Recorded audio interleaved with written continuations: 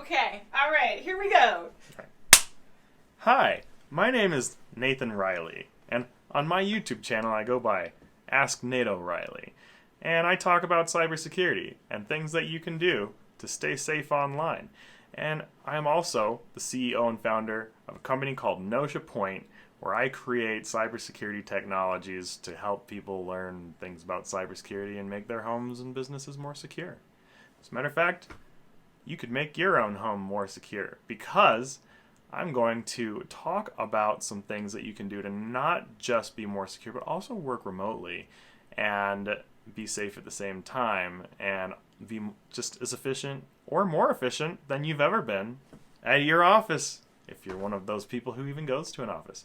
I haven't worked at an office for outside of my home. I've been working at a home office for 10 years for the most part, on and off, and for the past 5 years just full remote. And it's kind of hard to go back to an office for me anyways. Some of you might find that you prefer being at an office. But one thing that I've noticed over the years is that we did not have the internet at the full extent that we have it today, where things tend to be affordable, accessible, you name it, go down the list. Even just 10 years ago, the smartphone wasn't something that was so powerful enough for us to just flip through and share information instantly. Now, the internet has become so accessible even from our fingertips that it just changes the way that the world works. When I, in the past, worked as a disaster recovery specialist, we would deal with floods, businesses getting lost in floods and fires and all these things, but without the internet being to where it's at now, things were a lot more complicated. Communication was a lot messier. Things where people could have been given a heads up with Google Maps or something like that. We take these things for granted a little bit, where as soon as something bad happens somewhere, everyone can get rerouted instantly because of the internet. And then now with us just working from home, now I'm going to talk about things that are accessible to everyone. So I'm going to be talking about some Google apps and things that are just so much more accessible than what we've ever had in the past, just out of sheer availability and modern technology. Things you can do from your phone, things you can do from a laptop, a small Raspberry Pi, it doesn't matter. So let's go ahead and take a look at some necessities and little tools and tricks that I use to work remotely that could benefit you in a remote life so that you could be a pro home worker. Before I show everyone my messy desk, let me talk about the things that will make you the most secure while working from home first. The things that will make you the most secure will be multi-factor authentication and VPN technology. Now, there are a lot of other things that are very valuable in home security and personal security, and especially if you're a business, you need to be making sure that you have some way to ensure your employees can do their work on a VPN for you, because that's your problem if your employees have something in their home network environment and you didn't have a VPN for them to connect to do their work. Now, if you had a VPN for an employee to connect to do their work, and then they access some stuff and infected a company because they didn't use the company VPN, that's one thing. But the two most impactful home remote security solutions that I'm going to argue, and others might have other opinions. If anyone thinks otherwise, if there's something that you think is more valuable than both VPN and multi-factor authentication for just personal individual security for remote workers, for just two greatest impacts for security impacts for those, certainly let me know down below. If you have any thoughts in the comments, let me know what you think are the most important security needs for people who are working remote. But once again, I know I'm beating the dead horse a little bit, but use a VPN, use it, and then also use multi-factor authentication. Those two things, that's going to do more security than anything else. Other things are good too, but at least have those, please. Now, let's get back to it. Let me show you my messy desk. Let's go. welcome to my desk. But first, before we start talking about my desk, make sure that you're comfortable. I know I sure am. And I've watched other people's videos. They were in their pajamas. So I figured, why can't I be wearing my pajamas too? So, now let's talk about my desk, my necessities. See, if you have a laptop and you normally work from home, or you normally work from your office rather, and then you come home, you probably need to have something that's going to make it easy to connect your laptop into a desk at home, which means that you want to make sure that you get yourself a few connectors and things. If you don't already have a home setup where you have a monitor, I would recommend considering 2 monitors for work, because once you've tried having 2 monitors, I promise you won't go back. And once you've had 3 monitors and maybe an ultra wide, it gets harder and harder to go back the more screen real estate you get. So at least get yourself a monitor, even if you have a laptop, and you can still get multiple screens. Now, you want to make sure that you have easy ways to get connected to your monitors, and nowadays there used to be a standard where you would have to plug an HDMI in to get video on your computer, and then you'd also have to plug in a charger cord. But you can actually buy a monitor for a laptop that is USB-C that will produce both video and charge your laptop at the exact same time. Whether it's a Mac or a PC, if you have something that charges via USB-C, there are some interesting new technologies out there for you to consider if you're in the market to buy a new monitor. Now, if you already have a monitor, that is probably not something that's going to matter to you, but for anyone trying to set up a brand new setup and get the latest and greatest and things like that, this is something that you probably want to consider, because you don't have to worry about as many wires, having a charger, HDMI, and all these different things. So consider using USB-C if you have a modern laptop that uses USB-C chargers. And if you aren't sure if your laptop uses something called USB-C for charging, consider looking in the user manual for your laptop to verify whether or not your laptop really charges with USB-C as an option. So some other things that are very vital are headphones. And I always recommend having a pair of headphones when working from home for many reasons, because there are plenty of times when you're trying to work and either there's some noise from outside that was unexpected, even if it's a thunderstorm, or even if it's family or dogs in the neighborhood, birds, you name it. There are a lot of things that can be rather distracting. And so if you get a pair of nice headphones, especially comfortable headphones, and some headphones are very modular where you can add things like memory foam pads to your headphones for sitting for long periods of time, for those of you who get a little fatigue around the ears if you've worn headphones too long and it was not very comfortable. Some other things that I recommend for headphone users is I do like the flexibility of having a headphone that is able to both use a cord that plugs into the headphones and is also wireless at the same time. Because on one end, it's nice to not have wires, but on the other end, when you've been working a lot and you've been having a lot of meetings, you might not always remember to charge your wireless headphones, and having the option to just plug in your headset that also has a mic in it, you don't have to worry about having to recharge your headphones if they have a cord. So when you're working from home, you will find that it becomes very inconvenient when you have tons of online meetings all day long. You really depend on those headphones, and you really love the flexibility of wireless, and then the battery dies, and you still have a whole day, and all this stuff going on, and it's in the middle of a meeting, the worst time possible. Just plug them in. So that's something that I would recommend to anyone who's trying to really manage a lot of meetings online, especially if you have a lot of meetings online. And a lot of headphones, like the ones that I use, have built-in headsets as well, so they have better audio for people who are listening to you.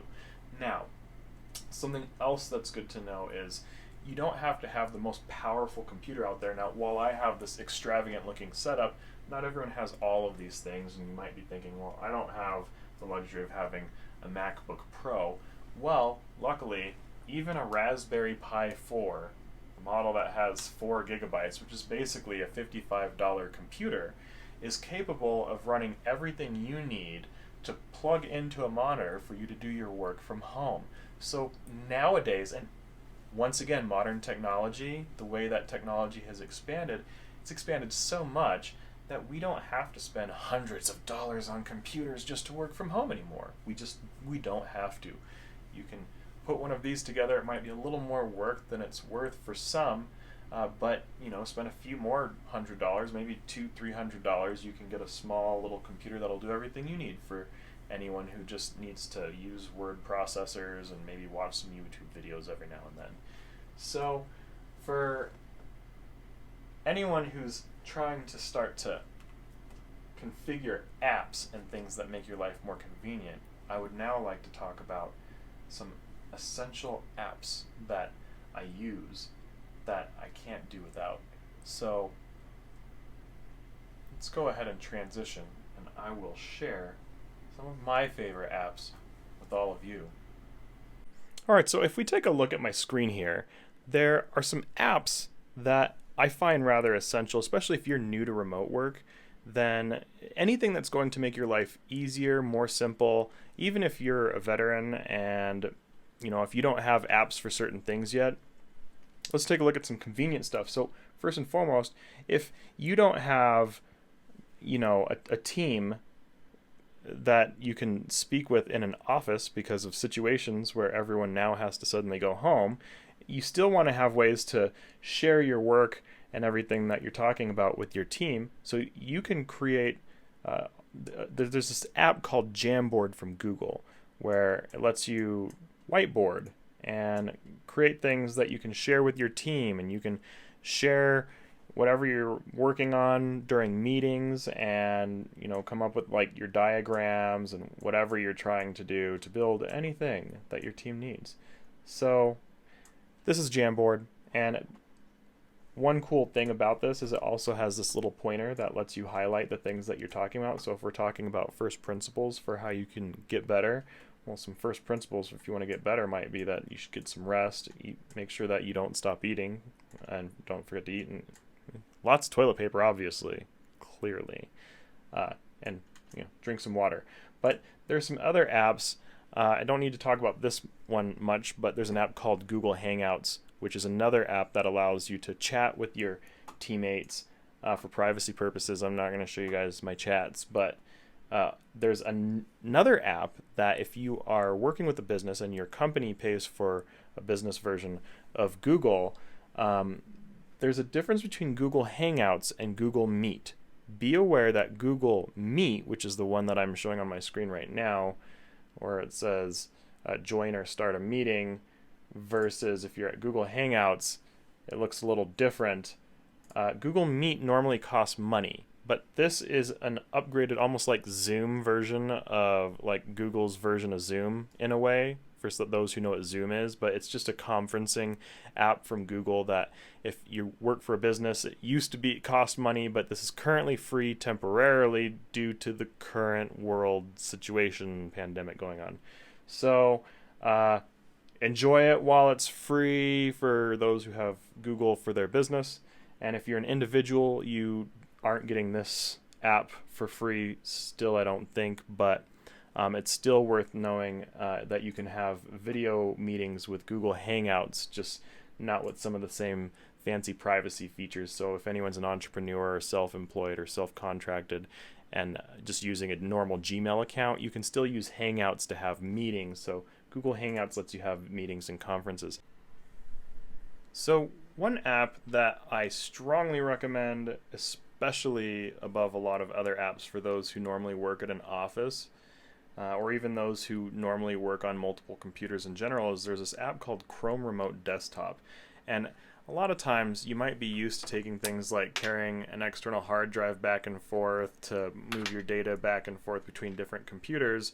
And yeah, then we have like the cloud solutions as well. But what if you had to leave your office computer and you forgot to upload all of your files? You didn't really have the time to make sure everything's in the cloud, and maybe you can run down and do one quick thing on your computer, but you don't have time to move data around all day. And so you're just going to leave your computer at the office, but it would make your life easier to access it. What if you installed Chrome Remote Desktop on your work computer? And then make sure you got to install it on any other computer you want to access remotely, but you can just click on any computer in this Google app. It just shows any computer you've installed this on, and bam, any computer you've installed this on is accessible from a phone, a tablet, any computer that runs Windows, Linux, OS 10, anything that basically runs a web browser, especially if you can run Google Chrome, can just access anything that you install Chrome Remote Desktop on. And notice that this is an Apple computer right here that I'm using, but right here, this lets me access a Windows computer that is most certainly not this computer, and it's just streaming it. And you guys have seen things like streaming like Twitch and whatnot, but to anyone who's unfamiliar with remote desktop functionalities, something you do want to make sure that you do is ask your IT department or security team for approval to do this, so that they're also aware, and they have to make sure that this is an approved application as well for you. But for those of you who are able to get this approved, for especially maybe as a temporary solution until August of 2020, for anyone dealing with situations that are going on in 2020 that put people working remotely from home. So if you're dealing with those situations, you can have alternative ways to access your systems, your computers, your work stuff, even if you didn't have time to put everything in the cloud, even if you didn't have time to put things on an external hard drive, even if you just, maybe you have an OS 10 computer at home, but you don't have a Windows computer that lets you run your business stuff. Well, at least you can access your Windows computer at work without buying a Windows computer. Maybe you don't want to buy a Windows computer. Don't buy a Windows computer. Use your work computer. That's what it's there for. You don't have to be in the office with it. The one thing that I will say that is very important is that you have to have a good internet connection. But anyone who has at least 10 megabytes download speed can use this for their home solution. And hopefully your work office hopefully has decent internet so that it can host that. So anyways, consider this out. All right, so I've shown you guys some tricks and some stuff that's very helpful to think about. But one thing that's going to make a bigger difference than necessarily thinking about your gear is thinking about your routine. And you want to make sure that whatever gear you select for setting up a home office or your home desk, if you're not used to working from home often, something that a lot of you might be running into if you haven't been working from home a whole lot is that it's pretty easy to end up in a situation where you find that it feels like your home feels like work all of a sudden, and you feel like there's no separation and you just can't escape from work anymore. Some of you might be running into that situation, and some of you might not be, and you have good routines and whatnot. But some things that really make a big difference in terms of being able to not burn out as much and not feel like your home is becoming work is be in control of your schedule, and don't let your schedule control you. And what I mean by that is come up with habits and routines that make it a little easier to have some work-life separation when you're working from home. Some things like don't take work into the bed with you. If you're like living in a studio, that might be one thing, but if you're not living in a studio and you have options to where you don't have to work in the same place where you sleep, then give yourself some separation. And for some of you, it's going to be a lot easier to maybe consider setting normal hours that you would normally work, times that work well for you. And if you're a person who prefers to sleep in, maybe consider that it's okay to start sleeping in for a change, because you can shift your hours depending on what type of job you have. Some companies require to be on a certain clock and things like that.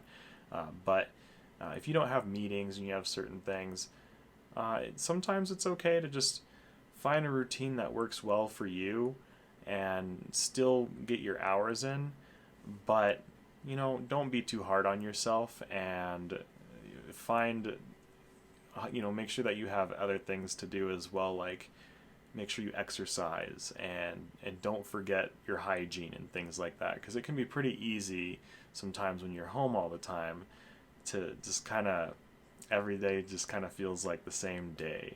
And if you end up working on the weekends, then every day really starts to feel like the same day. So, make sure that you have time that you set aside that you also just don't work, regardless. Just set hours that you don't work. I would argue that it's more important to set hours that you don't work than it is to set hours that you work.